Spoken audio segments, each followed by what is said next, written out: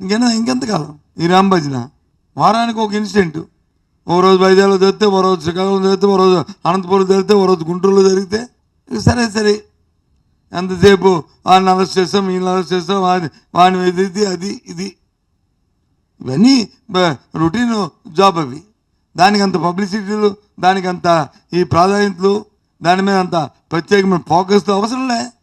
ఈ రాష్ట్రంలో 5 కోట్ల మందికి జరిగే ఏదైనా మంచి అనుకుంటే ఆ మంచికి తగ్గ కార్యక్రమాన్ని చేస్తూ వ్యవస్థని గాడిలో పెట్టి వ్యవస్థని సక్రమంగా తీసుకెళ్ళే ఏ కార్యక్రమం చేసినా అది కావాలి, ప్రజలు కోరుకుంటారు తప్ప కక్షపూరితమైన వ్యవహారాలను ప్రజలు కోరుకోరు. సరే, మీ విధానం అయితే ఇంకో 4 సంవత్సరాలు పోయిన తర్వాత ఎన్నికలు వచ్చినప్పుడు ఆ విధానాలు ఆలోచించుకుందాం. ఎవడు దానికి కాదనలేరు.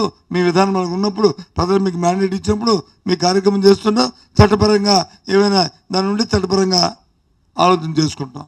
నిన్నగా మొన్న హైకోర్టు కూడా అభ్యసించింది, మీ ఎస్టిమేట్ పోలీసు వ్యవస్థ పరిధి దాటిపోతుందని చెప్పింది. ఆ కామెంట్ చూస్తే బాధ అనిపించట్లేదు ప్రభుత్వానికి.